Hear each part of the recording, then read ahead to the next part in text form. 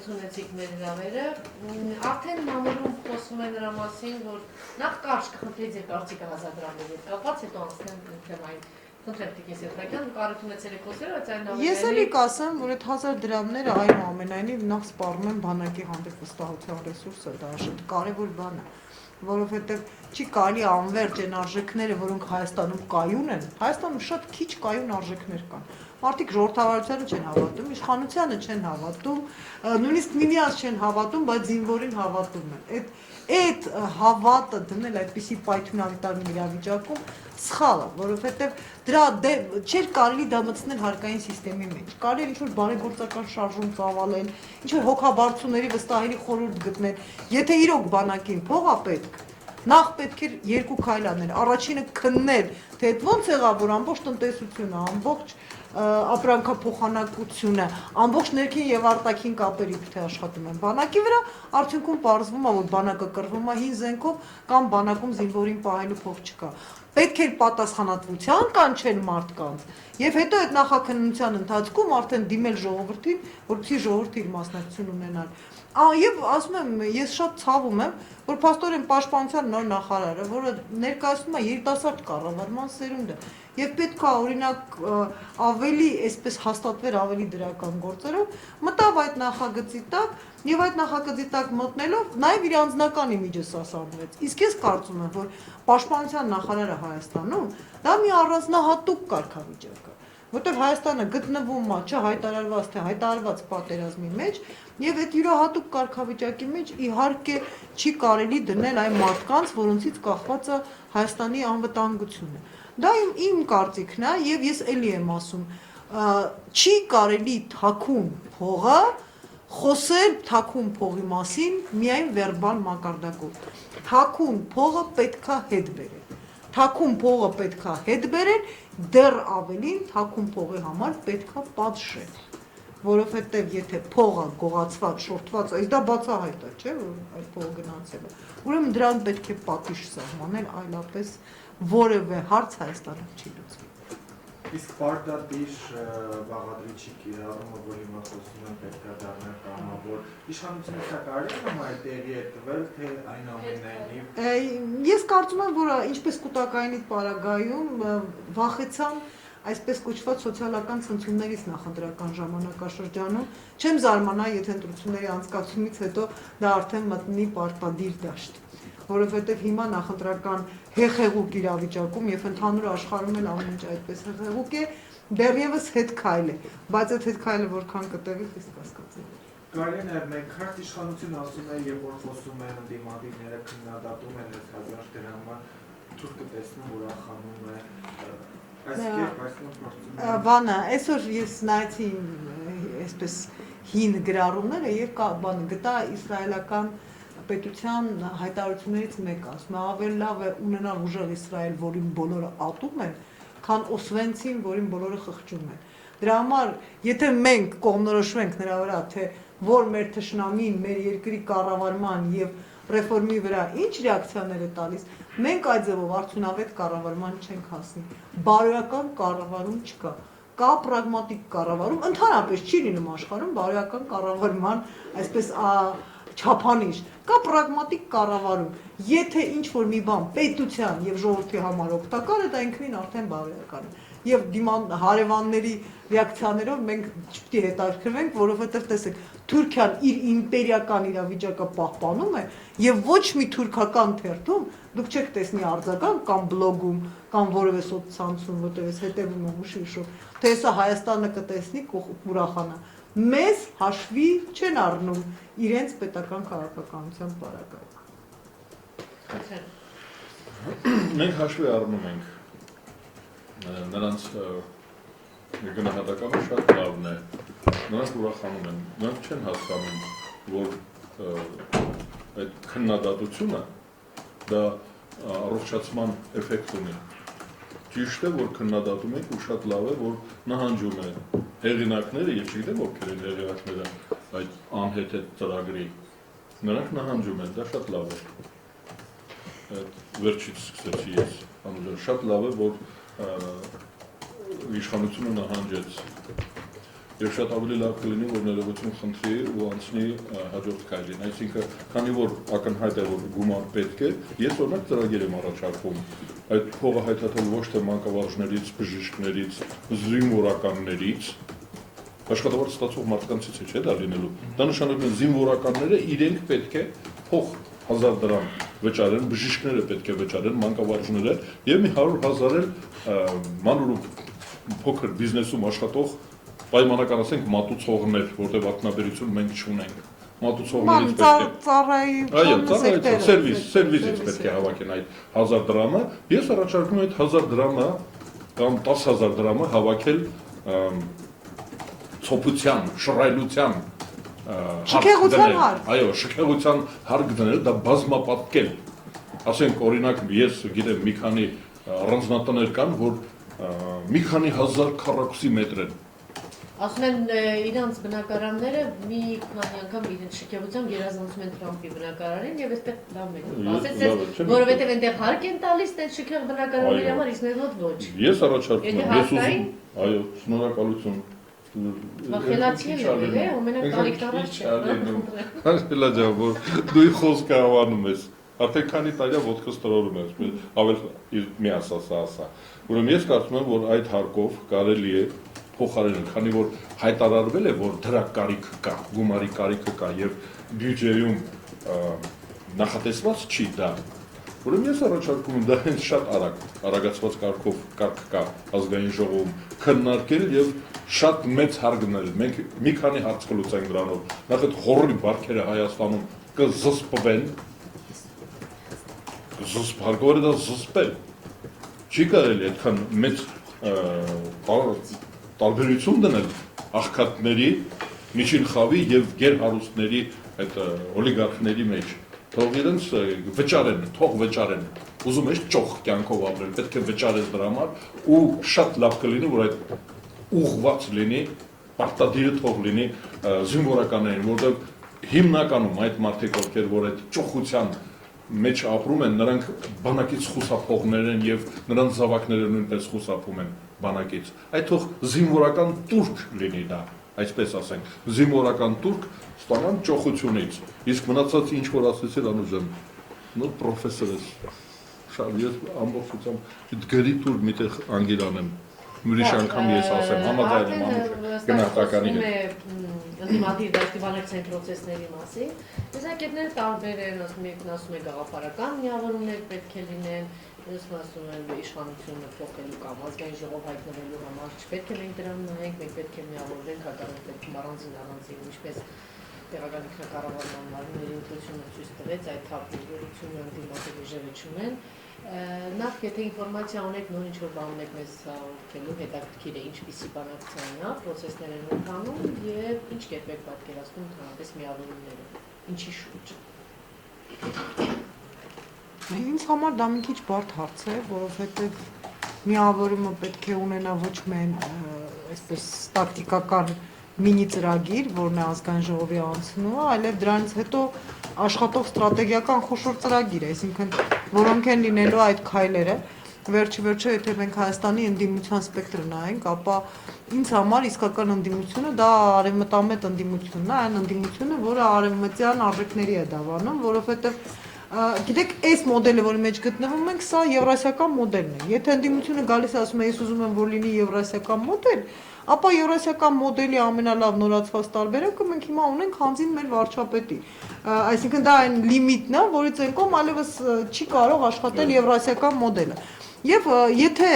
ընդդիմությունը պայմանավորվի արևմտամետ գաղափարների եւ առանցքների շուրջը, դա շատ լավ կլինի, բայց արդյոք ընդդիմությունը Հայաստանում ունի արևմտամետության տեսակարար այդ կշիռը, հատուկենտ, այսպես մատերի վրա հաշված անձինք հասարակական գործիչներ եւ գաժկուսակցություններ էլ չէի ասի, քիչ շատ մարդիկ կան, որոնք հենց այդ ուղիղ թիրախավորված այդ ուղղությամբ գնում են։ Դրա համար եթե տակտիկական դաշինքը ես լավ պատկերացնում եմ ազգային ժողովի պայքարի համար, ապա այդ ստրատեգիական երկարաժամկետ գործունեության պլանը երևի առանձնահատուկ մշակման եւ բարձրաձայնման կարիք ունի։ Ես շատ կուզենայի, որ այս անգամ Դուք ինչ-որ շարժում եք, միավորում եք, սաղնային վիճակում եք, կարող եք այդ կապված ինչ-որ բան ասել։ Երկու բար կասեմ, որովհետև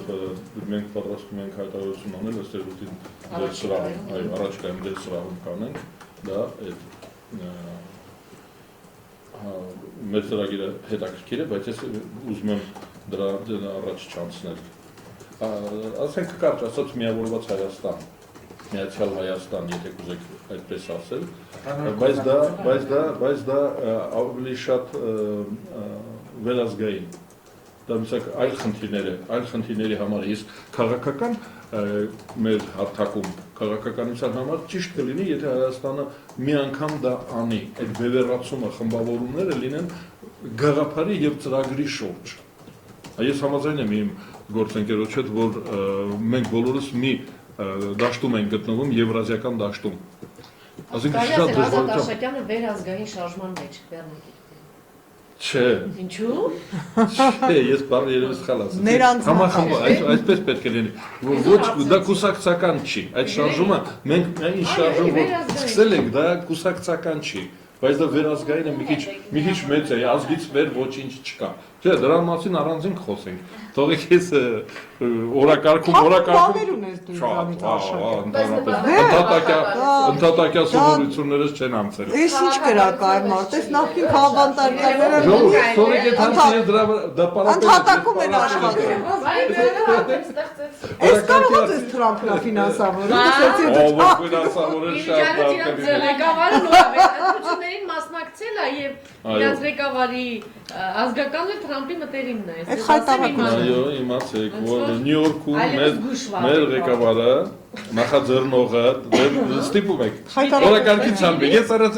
շեղվել գիտեմ։ Ես սիրում եմ շեղվել։ Հայրակ թողեք Ուրեմն ես կարծում եմ, առաջինը ասեմ, հարցը օրակարգի հարցը, անպայման շատ լավ կլինի, որ քաղաքական միավորումները ձևավորվեն ծրագրերի եւ գաղափարների շուրջ։ Ոչ թե անհատների եւ պաշտոնների, ես չգիտեմ, կլանների, ինչ որ տեղական համայնքային ինչ որ ծրագրերի շուրջ։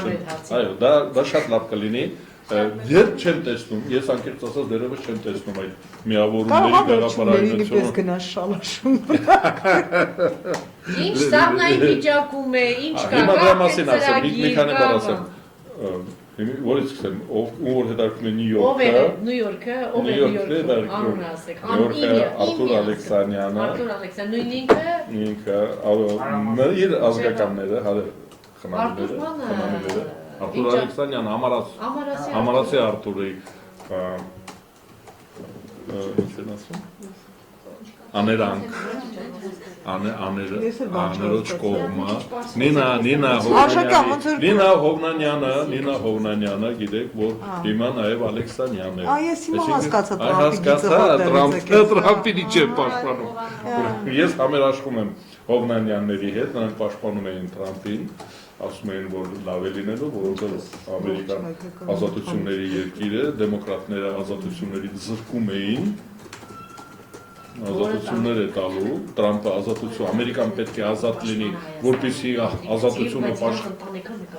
Մենք արդեն նյութը գրում ենք։ Մենք ֆոտոշոփ արեք, բանի Արշակյանին ու Մելանյանին։ Ես պաշտպանում եմ ազատությունը, Ամերիկան ազատությունը, որպեսզի պարտադրի աշխարհին, Ամերիկան ինքը պետք է ազատ լինի։ Իսկ Ամերիկան կաշկանդված է։ Հիմա թող ազատ լինի եւ գործի։ Ճիշտ է անում, այդ բոլոր բաներից պետք է հզոր լինի Ամերիկան եւ գործունյա։ Իսկ Հովնանյանների համար նրանք պաշտպանում էին Տրամփին։ Արտուր Ալեքսանյանը նույնպես գնացել էր Ամերիկա։ Ես չգիտեմ հատուկ այդ նպատակով,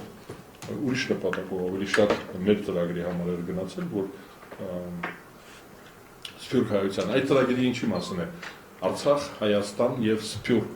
միասնության համար է, դրա համար ասեցի վերազգային Արցախ, Հայաստան, Սփյուռք միասնությունը շատ ավելի կարևոր գաղափար է, քան թե ներքին պայքարը։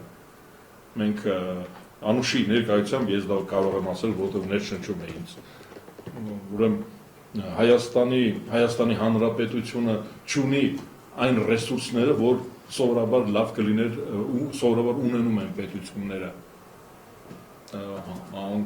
հումքային, ջրային, ես չգիտեմ, օդային ռեսուրսներ տարածքներ բան, բայց Հայաստանի քաղաքական ուժերի միավորումներ լինեն։ Այսինքն ընտրություններին մասնակցելու եք թե ոչ, մոտավորապես ուզում ասել չէ, իրաց դա է հետաքրքրում։ Ուրեմն ռեսուրսը մեզ համար 7 միլիոնանոց սփյուռք կա։ Մենք վերջին հաշվով պետք է դա ճիշտ գնահատենք եւ համագործակցությունը պետք է դառնա շատ ավելի քաղաքական, ոչ միայն մարդասիրական, ոչ միայն հայրենակցական, այլ նաև քաղաքական համագործակցություն պետք է լինի Արցախ, Հայաստան եւ Սփյուռք։ Դա մեր ուժն է։ Մենք բոլորս Սփյուռքը ուժեղ Հայաստանով, Արցախը ուժեղ Հայաստանով, Հայաստանի Հանրապետությունով, մենք էլ նրանցով, մենք էլ Արցախով ենք ուժեղ եւ Սփյուռքով։ Այդ դա մենք ուզում ենք հիմա միավորել, տեսնել ձևը գտնել եւ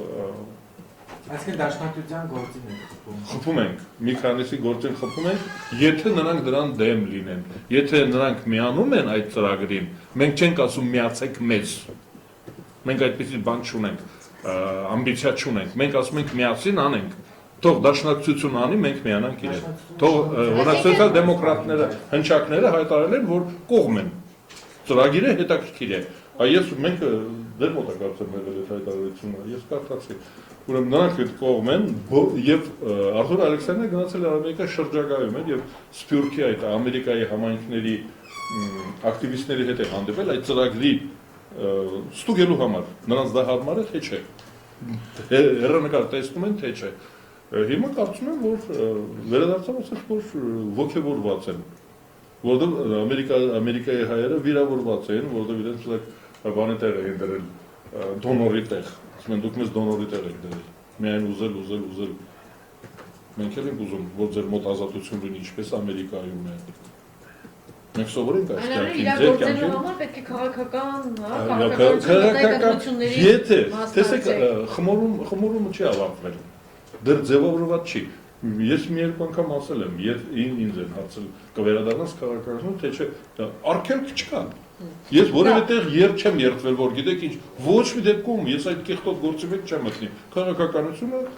նույնպես ասպարեզ է, որտեղ կարելի է մտնել, եթե պետք լինի կգնան։ Տիկին Սեդրակյան, մամուլում գրվեց արդեն որոշակի միավորումների մասին, դուք հստակություն կարող եք բերել, թե չէ, ես ցավոք հստակություն չեմ կարող մտցնել, այո, չէ, կոնկրետ այն ուժը, որ ես ներկայացնում եմ, ինձ թվում է դեռևս վաղ է խոսել, ընդհանրապես ավելի կոնկրետ ձևակերպումների մասին, ես ուղղակի շարադրեցի այսպես տեսական են հիմնադրույթները, որոնք իրականացնելու դեպքում հնարավոր է իրականացնել ալյանսներ, ընդհանրապես քաղաքական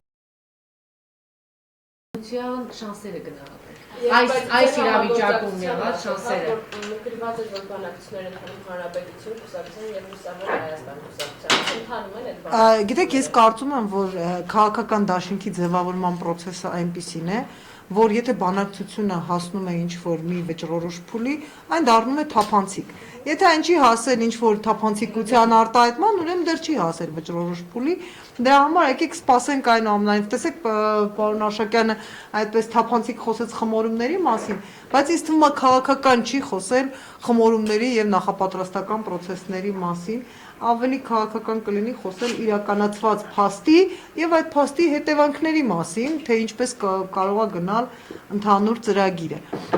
Անձամբ իմ համար կոնկրետ ես կարող եմ իմ անունից հիմա ասել, որ կա ավելի ես պարոն Աշակյանի մի քիչ հակադարձեմ, չսիրածս բան է, ես չեմ սիրում ձեզ հակադարձել, պարոն Աշակյան։ Բոլոր դեպքերում ինձ հաշել է։ Որտեղ ձեր վաստակը ազատության համար իհարկե երևի ավելին է 1000 անգամ, քան ձեր ուշադրությունը արդեն ինձ համար ասել առանց երևի դիքից։ ասենք, Եվ կարող եմ ասել, որ պետականաշինության մեջ ես չեմ տեսնում ընդհանրապես հայրենասիրական գաղափարների գերակայությունը, այդպիսի բան եմ ուզում ասել, որովհետև Հայաստանում մենք միշտ աշխատել ենք պետության մոդելը կառուցել թշնամական ռեսուրսից ելնելով, թշնամական ֆակտորը հաշվի առնելով եւ այդ թշնամական ֆակտորը խանգարել է նորմալ պետության կառուցմանը, որովհետև մենք անընդհատ ներքին թե կոռուպցիոն համակարգերը, թե հակապետական շարժումները ինչ որ առումով լռել են խրախուսել ենք ասելով, որ մենք պատերազմի մեջ ենք։ Ինձ թվում է, որ պետականաշինությունը այնպիսի անաչառ գործընթաց է, որ ոչ մի պատերազմ, ոչ մի կոնֆլիկտ, ոչ մի քաղաքական նկատառում չի կարող արդարացնել, ասենք, կոռուպցիան, չի կարող արդարացնել մարդու իրավունքների խախտումը, չի կարող արդարացնել այն բոլոր բռնության մեխանիզմները, որոնք գործադրվում են պետության ներսում, իբր թե պետության պահպանման համար։ Չկա բռնության մեխանիզմ, որով պահպանվում է պետությունը։ Բռնության մեխանիզմով պետությունը քանդվում է։ Եվ ինչ վերաբերում է Սփյուռքի մասնակցությանը, իհարկե ես ողջունում եմ այն փաստը, որ մենք այդպիսի այսպես հզոր Սփյուռք ունենք, բայց ցավոք մի քանի գործոններ կան այստեղ։ Նախ սփյուռքահայ լոբին շատ տարատեսակ է։ Այնտեղ արևելյան Սփյուռքն է, այնտեղ արևմտյան Սփյուռքն է, ամեն մեկը խմորվում է իր մի կետի շուրջը, տարբեր կարծիքներ կան, եւ այդ կարծիքների մեջ ուրեմն շատ հաճախ պետությունը գերակայություն չի։ Շատ հաճախ Հայաստանի պետությունը գերակայություն չի։ Եղերն է գերակայություն, ինչ որ ազգապահպանությունն է գերակայություն, շատ հաճախ իրոնիա չդիտվի, թեպետ ասում եմ Մասիսն ու Ծիրանն են գերակայություն, բայց պետությունը իր գործադիր մեխանիզմներով գերակայություն չի։ Դրա համար ես կարծում եմ այսպես. մենք ունենք Հայաստան, մենք ունենք Ղարաբաղ եւ պետք է երջանիկ լինենք, որ մենք այսքան 100 տարվա ընթացքում հնարավորություն ենք ունեցել մեր պետական սահմանը ընդլայնել։ Մենք ունենք այդ երկու միավորումները եւ մենք ինքներս պետք է մեր գլխի ճարը տեսնենք։ Ինչքան էլ դառը քաղաքական իրավիճակում լինենք, մենք պետք է օգտագործենք մեր ռեսուրսները, որովհետեւ միայն երկրում ապրող քաղաքացին կարող է իրապես օգնություն բերել երկրին։ Որտեղ միայն նա է պատկերացնում երկրի իրավիճակը։ Այն մարդը, որը քվեարկում է ուրիշ երկրում, չի կարող եւ իրավունք էլ չունի անկախ ազգությունից եւ տեղից ազդեցություն ունենալ Հայաստանում տեղ ունեցող գործընթացների վրա։ Սա մեր ներքին քաղաքականությունը, մեր ներքին պետականաշինությունը իրոք բոլորիս գործն է։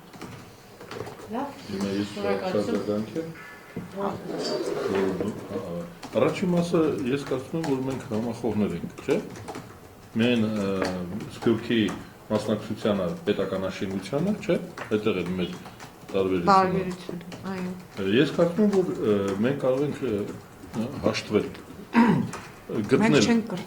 չէ, հաշտեցնել մեզ, համատեղել